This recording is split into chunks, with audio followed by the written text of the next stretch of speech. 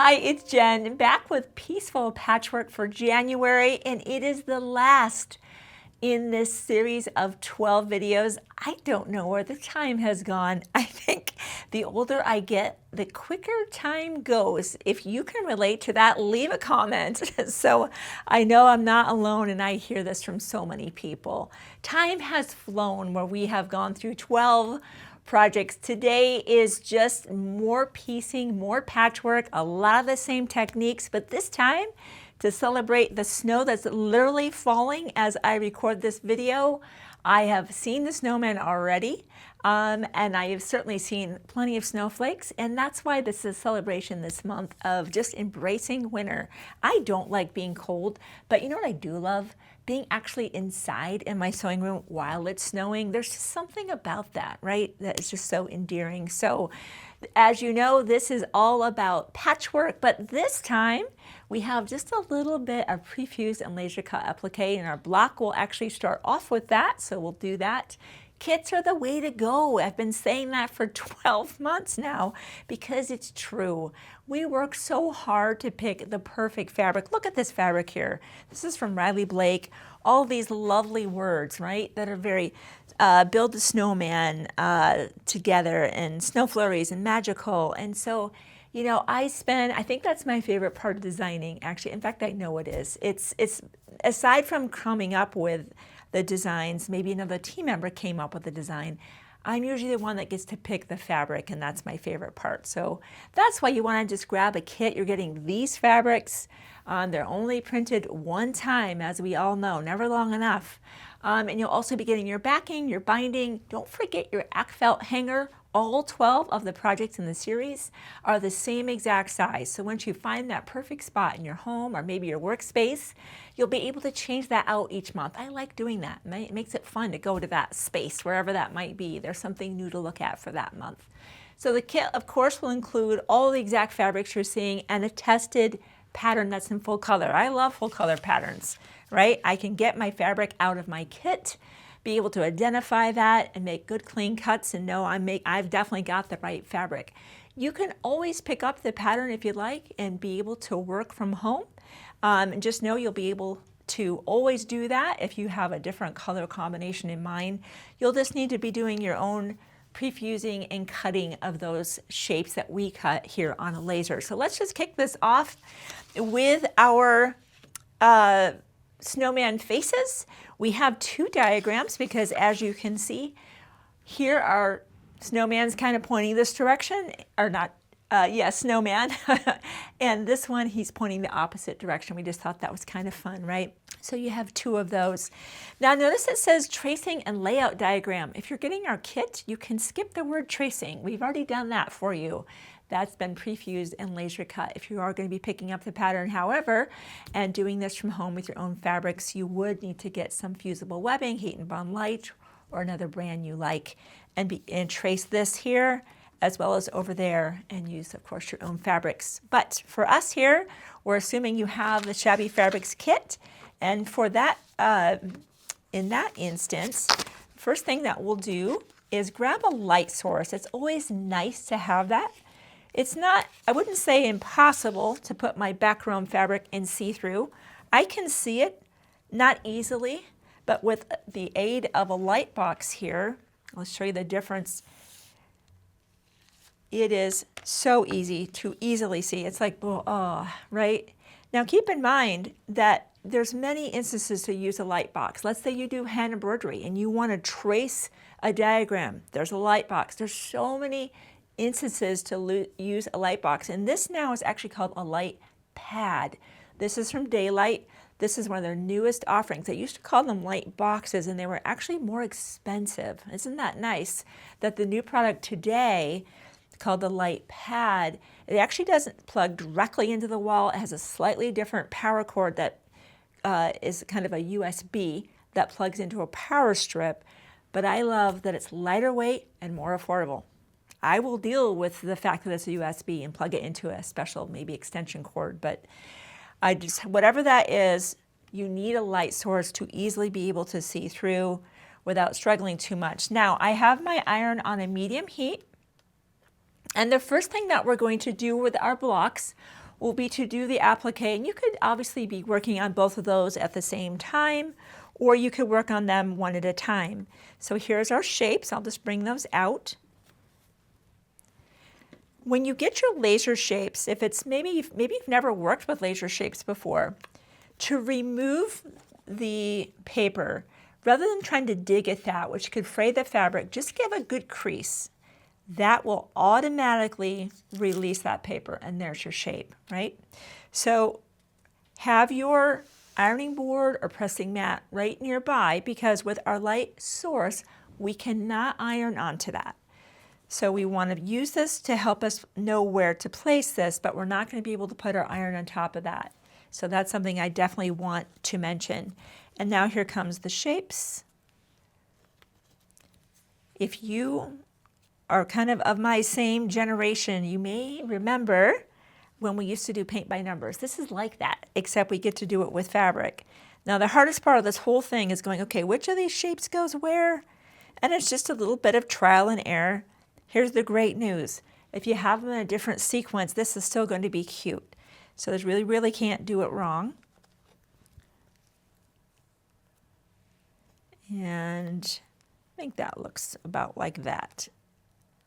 Once you're satisfied with that layout, I tend to bring the whole thing over, and you could absolutely iron right onto that paper or just slide it away.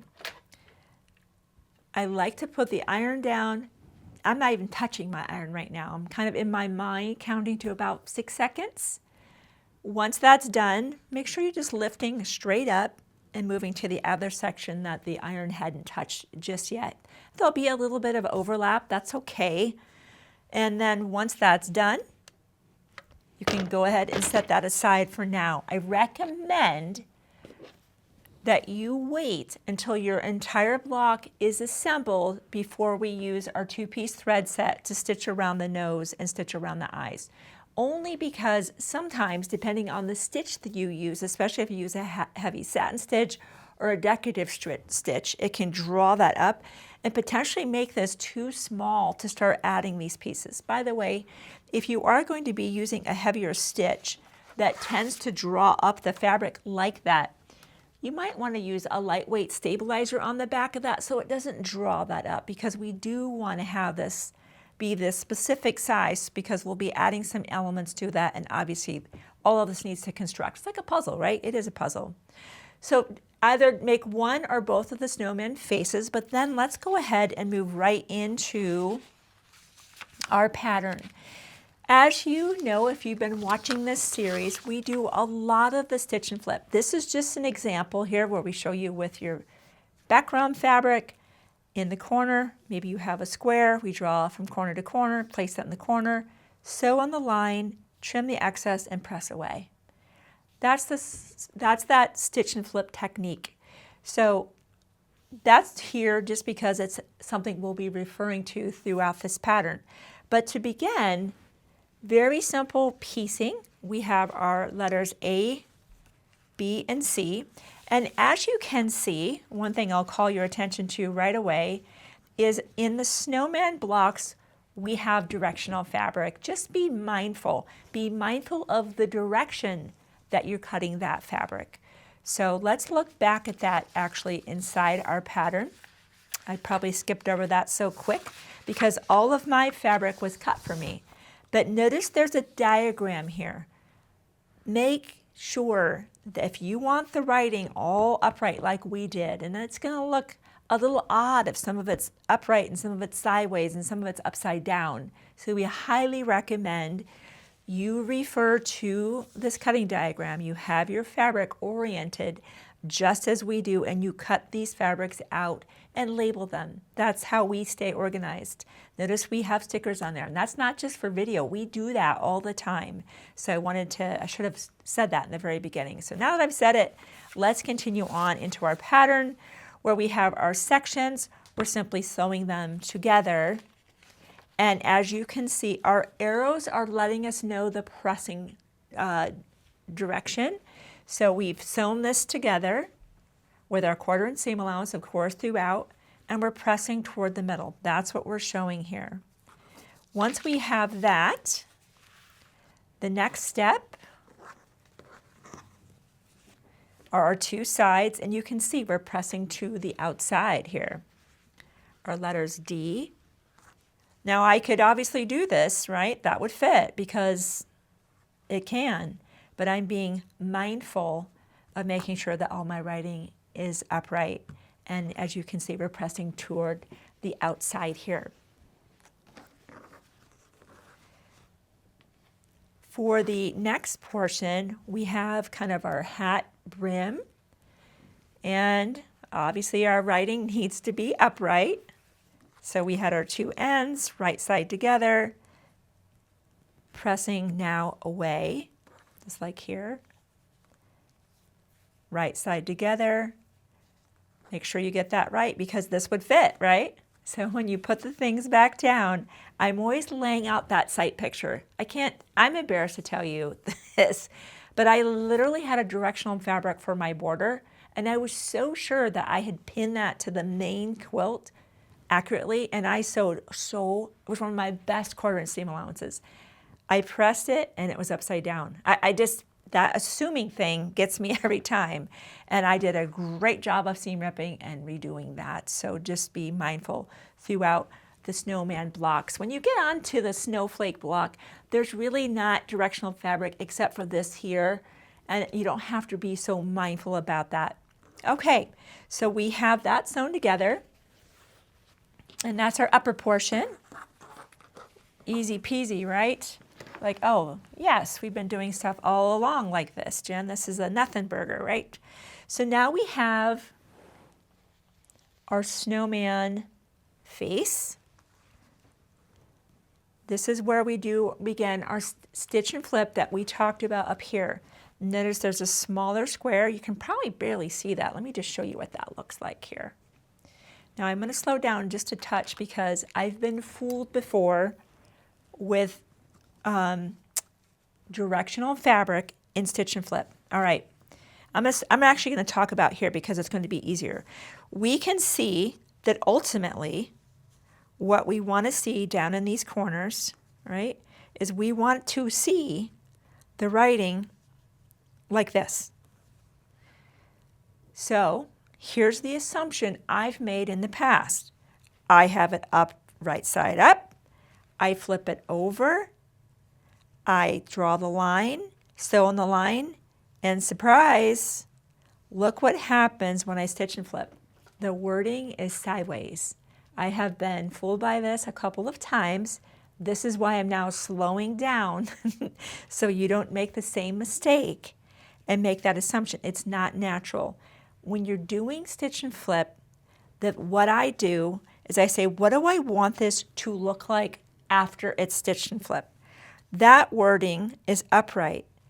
I let this kind of flop down, draw the line, and this is actually what it looks like. It's sideways.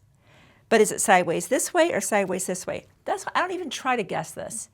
I say, all right, what's my result that I'm looking for? That's upright. Let it flop down, draw the line, pin in place, and sew. I don't try to do all 4 corners at once and hope I've got that right, because the chances of me getting it right is slim. Once again, that wording is upright. That's correct. Let that flop closed. Draw the line, stitch on the line. You get it. You've heard me say it. If you seam rip, it's now on you. I've done my part to say, be careful, be careful. So I'm going to, especially now, a lot of times in our stitch and flip, let me just reference this. See how we drew the line, sew on the line, they trim and then turn. We're going to choose precaution to make sure, even though we feel very confident we were so intentional about making sure that we oriented the squares so that when they flipped, they were right side up. Let's check that and then trim. Definitely the safer course of action. And I can see all the wording is right side up. So now I simply go back to my mat, lift this up come in with any type of straight edge, really, where I can see a good 1/4 inch seam allowance and press, or trim rather, all the way around. Okay, press to the outside. So we have our snowman face. Next comes our bottom J, right side together, and then we have our lower portion of our snowman. But of course we know we have our upper portion here. And so now we just come in with letters K, right side together, so our 1/4 inch, and then we're referring to our pattern for our pressing instructions. Looks like pressing that way. And then we're going to be joining everything together, of course. And here on that final joining seam, which is right there, we pressed open. But that's really the whole time throughout this whole block that we have done any pressing. We've generally left or right. So how cute is that, right? And the nice swirly snowy face there. This is when I recommend you do your applique. This is the step now before you start joining later on when your blocks are done and the sashing. It's so much easier to take this to the machine now. You can manage around kind of the space you have with your machine to do that applique. I would get both of those done so that you're doing both of them at the same time. So we will assume that we have our snowman blocks done, the only difference being this snowman's looking this direction, the other one's going the other direction, but obviously the same construction technique for everything else. I'm going to clear the table and we'll move on to our snowflake block. It's really actually easier than it looks because it's the same quadrant over and over again. So I'll clean up and I'll be right back. So for the snowflake block, as I was saying, it is actually a lot easier than you might expect. It's this quadrant made 4 times. Then you simply rotate it, rotate it, rotate it.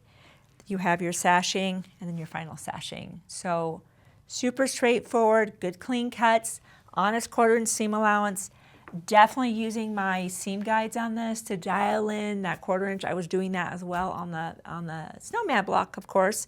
But the more pieces that go into a block, the more that 1/4 inch becomes even that much more important. So we just start off with some simple A and B fabrics. Of course, right side together, and we're pressing toward our blue. We've done that ahead of time.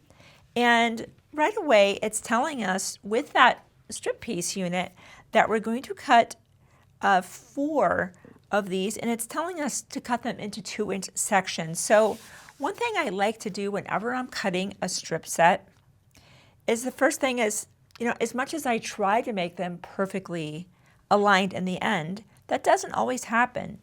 So the first thing I like to do before I start subcutting into sections is I like to just make sure I'm parallel to my mat.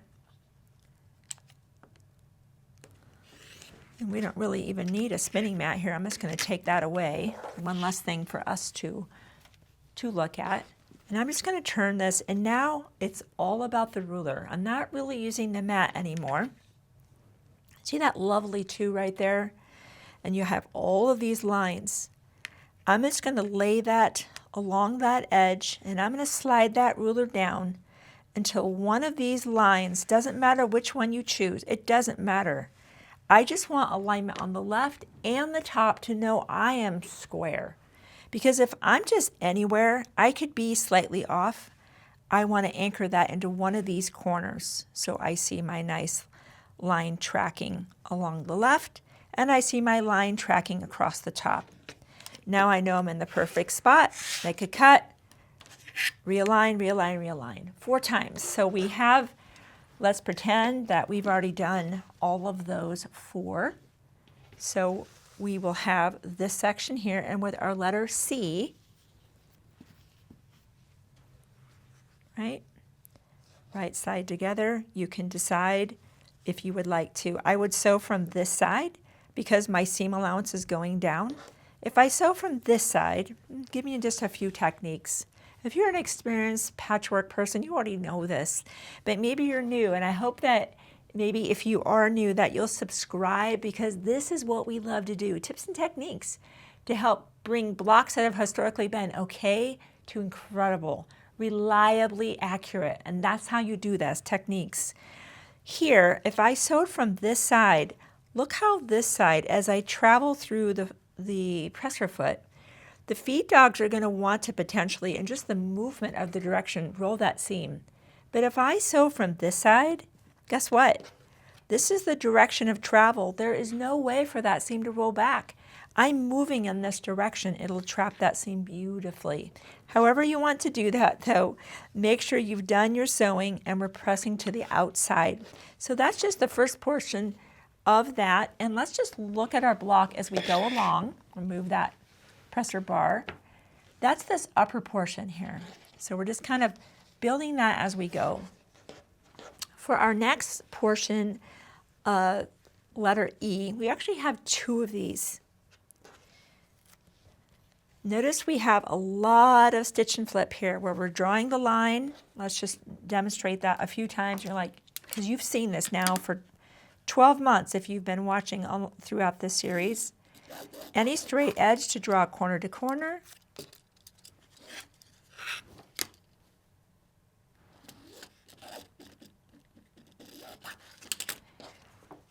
Here, we're making sure that we place this in this corner so that when we sew corner to corner and press to the outside, this is how we're creating these.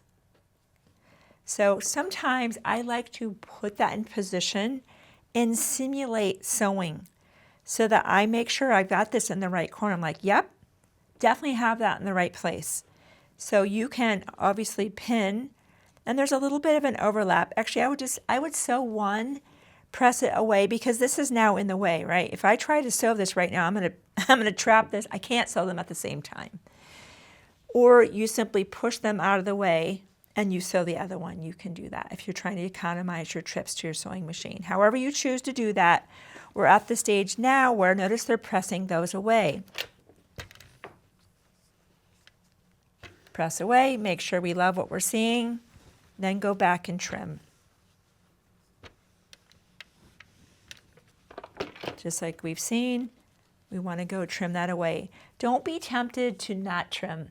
I have done that before and ended up with a lot of extra bulk in my quilt block, which was not appreciated by my long arm quilter at all. And so I've learned my lesson that when you have excess fabric that is not helping you, it's supposed to be trimmed away, make sure you are trimming that away. So we're having this section made this way, and obviously that one you're just putting in the opposite corners.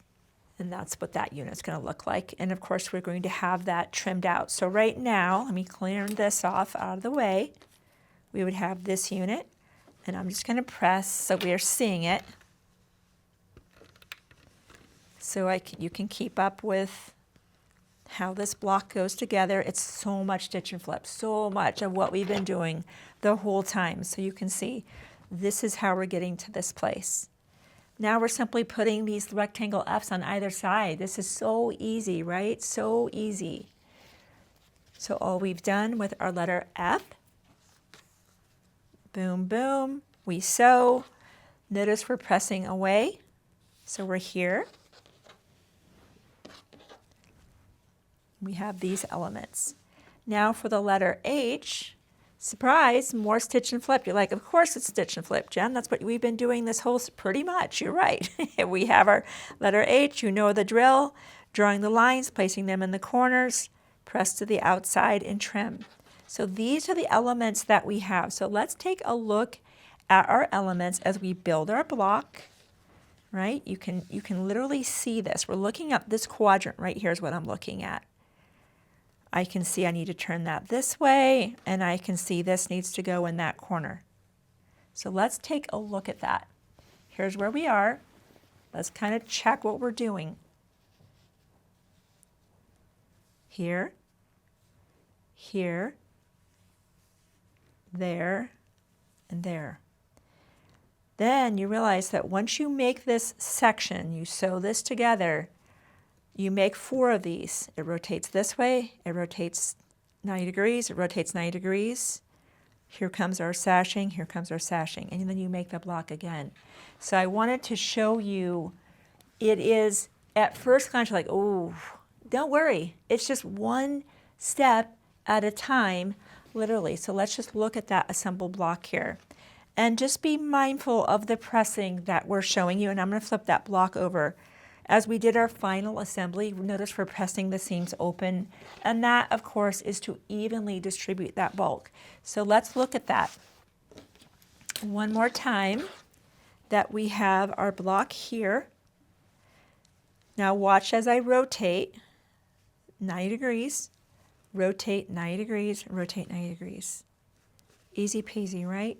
And we all know about the sashing, and of course we're definitely going to be pressing that sashing, of course, toward the middle. We have a lot of seams here, so when we place this right side together, they're going to be begging to be pressed, of course, toward the sashing, and then here also toward the sashing. So that block is so much simpler than somebody might expect. Just like we've been doing, once you have all 4 of your blocks done, now you're adding your inner sashing, your cornerstone, inner border, your outer border, and then you could either be doing actually you'd be doing your fusible fleece or your batting, your backing, doing your quilting, and then binding, and of course you're off to display your beautiful project. Now I know sometimes at the end of a series people are wondering, will there be something else? Of course there is. This is Shabby Fabrics, and one of the things we love to do is create new content for you every single week. So if you thought that what we had to offer in 2025 was awesome, bring the friends, bring the quilt guilds. There's going to be even more amazing content for you. There's so much happening at Shabby Fabrics. More series are coming your way. I don't want to spoil the surprise. Subscribe if you haven't done it. Hit the bell. Go to the website. At the very top, it says subscribe. Do that. Even if you're on our email list and you've never signed up for text, do that right now. That is the fastest way to know about new block of the months, clubs, reserves, and of course new series and sales. And the showroom is now open. It has been amazing. As of today, we've met about 1,500 customers so far. People are loving that. The reviews have been wonderful. All 5-star reviews, I think, just to say how beautiful it is and how wonderful our staff is. Our staff loves meeting you. So please put us on your calendar. We would love to see you in person and for you to see these projects in person. There's nothing like that. So again, thank you for being with me throughout this series. So much is coming your way, and I cannot wait to see you on a future Shabby video.